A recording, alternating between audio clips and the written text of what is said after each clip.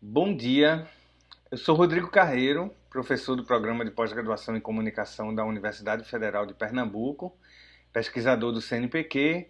Vou apresentar, junto com a colega Débora Opolsky, professora da Universidade Federal do Paraná e da Pós-Graduação em Cinema e Artes do Vídeo da Universidade Estadual do Paraná, uma comunicação que propõe o uso da análise espectral sonora como ferramenta visual eficiente para o desenvolvimento de abordagens metodológicas centradas na análise do som de produtos audiovisuais.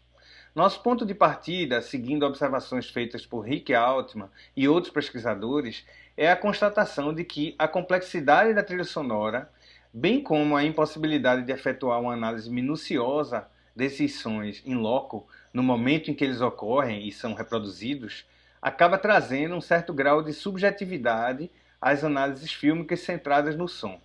Como não podemos pausar a reprodução do filme, para efetuar a análise fílmica sonora, como ocorre em diversas modalidades de análise fílmica da trilha de imagens, em que conseguimos continuar observando essas imagens, muitas vezes somos obrigados a confiar na escuta e na memória para realizar observações sobre aquilo que ouvimos. Rick Altman tem advogado de forma insistente pela necessidade de transposição das informações sonoras para o meio visual, para uma análise mais precisa. Ele acredita, nós também acreditamos, que só essa estratégia analítica tornaria possível um estudo minucioso do som, capaz de verticalizar a capacidade de descrição e interpretação da trilha sonora, sem perder de vista a totalidade dos sons ou sua relação com a imagem. A precisão e o alto grau de detalhes que gráficos espectrais disponibilizam parecem constituir para nós uma vantagem para a realização desse tipo de análise, realizada a partir desses gráficos, que são gerados por softwares como o Isotope RX. Eles são denominados espectrogramas. Antes de apresentá-los, eu farei uma breve revisão bibliográfica sobre teorias disponíveis de análise fílmica, destacando a ausência de metodologias precisas que permitam a análise da trilha sonora. Apresentarei os parâmetros formadores do som bem rapidinho, com o objetivo de demonstrar que tipo de resultado se espera de um método de análise fílmica que o tome como centro focal. E a última seção, que a Débora apresentará, mostra o isotope e as imagens espectrais que ele é capaz de gerar e que servirão como matéria-prima do método de análise proposto, discutindo uma cena do filme Os Outros, de Alejandro Amenábar, como estudo de caso. A análise espectral fornece informações sobre os parâmetros de tempo, frequência e intensidade, de forma tridimensional, sendo, portanto, uma ferramenta capaz de prender ou pausar o som em uma representação visual que permite a realização da análise com uma precisão tecnicamente inviável há poucos anos. Ao propor a utilização dessa ferramenta, não estamos tentando transformar a matéria-prima sonora em algo visual. Na verdade, estamos propondo uma forma de apoio visível aos olhos e, portanto, pausável, devido à natureza da visão, para auxiliar a compreensão do aspecto sonoro do audiovisual. Desde os anos 60, quando a análise fílmica começou a ganhar força, a questão das metodologias está envolta em certo grau de polêmica. Há, de certo, uma tendência crescente entre os pesquisadores em admitir que a análise fílmica sustenta a maioria das pesquisas relacionadas ao audiovisual. A sistematização de métodos de análise fílmica precisos tem sido tema pouco abordado em livros publicados em língua portuguesa. Vamos nos concentrar nos três mais conhecidos. O primeiro é a análise do filme, de Jacques Aumont e Michel Marie. Os autores ressaltam que nunca existirá um método universal de análise fílmica e enfatizam que cada pesquisador pode construir seu próprio modo de analisar filmes e que esse modo terá sempre que ser reajustado ou reformulado a cada nova análise. Essa posição é endossada por Francis Joannoyer e Anne Goliot-Lettet, que são autores de Ensaios sobre a Análise Fílmica. O terceiro livro que destacamos é A Arte do Cinema, uma introdução de David Bordwell e Christine Thompson, que apresenta as ferramentas principais que constituem a gramática fundamental do audiovisual, mas não detalha o seu uso para a prática de análise fílmica. Antes de passar a palavra a Débora, eu gostaria de lembrar rapidamente o que é o som do ponto de vista físico, o resultado da propagação de energia de uma molécula para outra em um meio. Seus parâmetros acústicos básicos são 5: a frequência, pode ser grave, média ou aguda, a amplitude, que mede as variações de intensidade, o timbre, ou textura que resulta da combinação complexa de frequências, duração, comportamento do som no tempo, e densidade, ou quantidade de elementos sonoros que acontecem de forma simultânea. Ao contrário de outros tipos de representações visuais do som, gráficos espectrais podem fornecer informações muito precisas e relacionadas a todos esses parâmetros. A Débora vai continuar a apresentação e explicar isso melhor. Olá, então eu sou a Débora e como o Rodrigo acabou de comentar, a gente está trazendo a proposta de utilizar o espectro do som como uma ferramenta que nos auxilia a analisar a trilha sonora de um audiovisual. Eu vou rapidamente aqui já compartilhar com vocês o programa que a gente usa, que é o Isotope RX, tá? E é importante eu já reforçar que ele não é o único, tá? O Isotope RX não é o único que permite essa visualização espectral. A visualização espectral nada mais é do que uma visualização diferente do som, que nos dá muito mais informação do que uma forma de onda, por exemplo. Então, quando a gente imagina, né, em visualização de som, a gente lembra disso aqui, ó. Isso é a forma de onda, né, que a gente está acostumado a ver. Esse aqui é o espectro. Então, por exemplo, esse aplicativo, ele me dá também, né, essa opção de visualizar como forma de onda, mas eu não quero isso. Eu quero visualizar como espectro. Por quê? Porque o espectro ele me dá mais informações. E lembrem que a gente está pensando, né, trazendo essa materialidade visual do som para a discussão, porque a gente acha que não, obviamente, não é uma substituição da audição. Então, não é uma substituição da informação sonora, é um auxílio para a gente, né, no momento em que a gente coloca aqui, que a gente cristaliza a informação sonora em uma imagem, essa imagem pode nos auxiliar a compreender o que está acontecendo com esse som. Então aqui já está a trilha sonora inteira, né, do filme Os Outros, e eu já coloquei aqui na cena específica, que é uma cena que eu quero mostrar para vocês, mas eu vou diminuir o zoom aqui, tá? Então, olha, eu tenho lá desde o início, né, do início do filme, em 0 minutos, aqui é a linha do tempo, tá? 0 minutos até o fim do filme. Na horizontal, então, eu tenho a linha do tempo. Na vertical, eu tenho as frequências. E eu já vou especificamente lá para o meu ponto de análise para conseguir mostrar para vocês como é que funciona o espectro. Funciona assim, gente. Quando eu tenho preto, significa que eu tenho ausência de som. Quando eu tenho laranja esbranquiçado, significa que eu tenho som.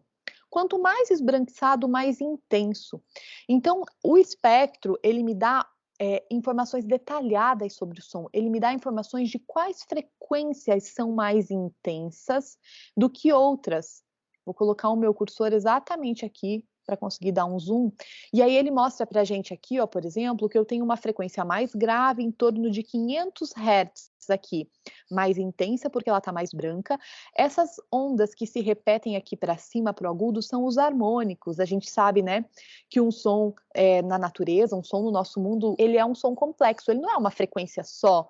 Mesmo que a gente fale Lá 440, o som de um piano, né, a nota Lá 440, a nota Lá 440 de um piano é diferente da nota Lá 440 de um violão, né, porque é um 440 como frequência fundamental e outros harmônicos superiores que formam esse som composto.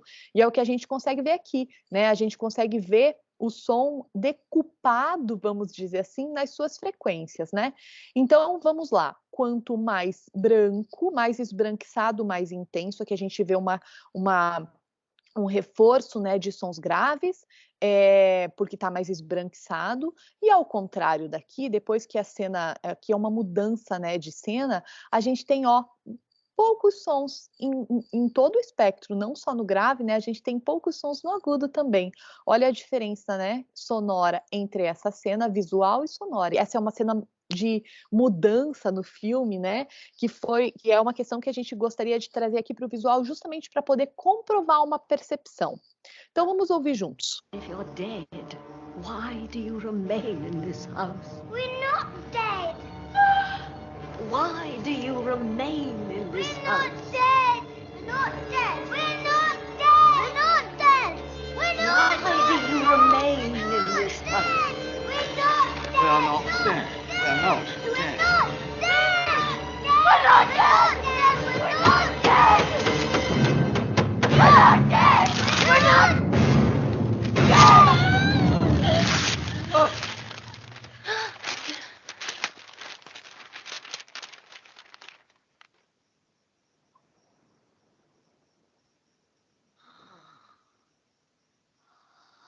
E, obviamente, vocês já devem ter percebido aqui a diferença de intensidade sonora entre uma cena e outra, né?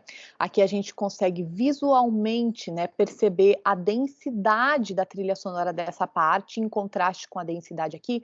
Mas a grande sacada e uma coisa que é uma questão de microestrutura dessa trilha sonora e que o Spectro, ele nos mostra, né, ele evidencia essa percepção, é a seguinte. Então, essa narrativa, ela trata de uma questão, a gente conseguiu ouvir aqui, né, as pessoas falando "we are not dead", né, a gente não está morto. É uma narrativa que trata ali de pessoas que estão dentro de uma casa e que até esse momento aqui, a gente não sabe que, na verdade, essas pessoas que estavam habitando a casa, na verdade, elas são os fantasmas. Então, aqui acontece a revelação, né, de quem de fato são os fantasmas e quem são os seres, né, humanos que habitam esse plano dessa casa. Olha só, a gente consegue perceber, tá vendo essa linhazinha aqui, ó, que eu tô mostrando com o cursor, que ela é um pouquinho mais esbranquiçada? Pois bem, eu não consigo diminuir muito, mas aqui ela não existe, certo? E ela existe só aqui, ó.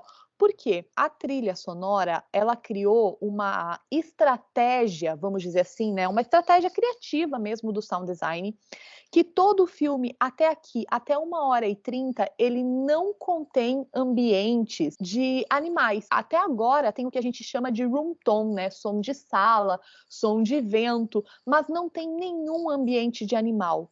E quando acontece a revelação, que a gente descobre que, na verdade, aquela mãe e os 2 filhos é que eles, de verdade, estão mortos, eles são os fantasmas que habitam aquela casa, pela primeira vez a gente vai ouvir, depois de 1h30 de filme, a gente vai ouvir um ambiente com animais, que nesse caso são os grilos. Eu vou aumentar um pouquinho o zoom e vou dar um play aqui e a gente consegue ver isso aqui, ó. Aqui onde eu estou selecionando, ó. A gente consegue ver e ouvir que esses grilos estão aqui um pouquinho acima dos 5.000 Hz. Olha só.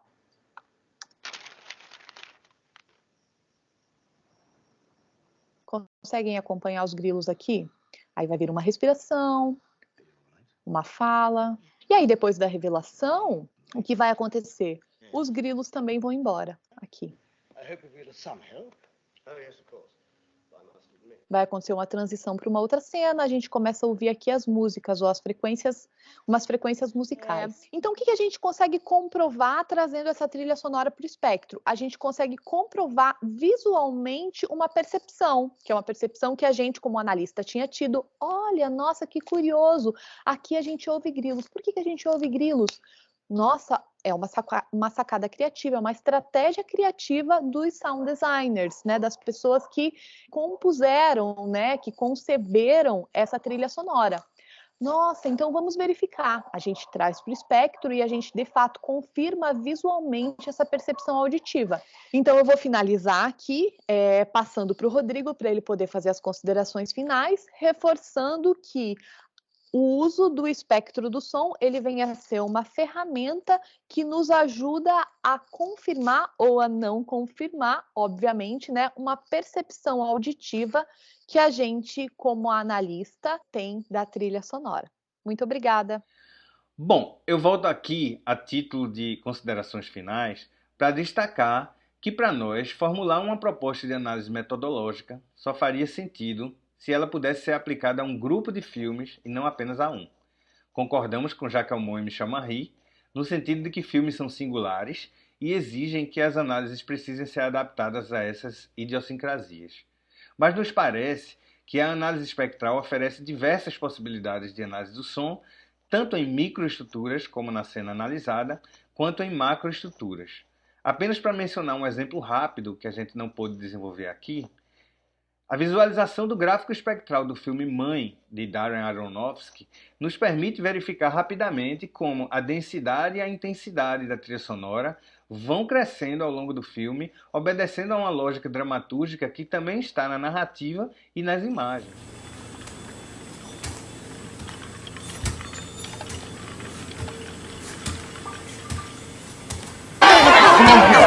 I'll be right back.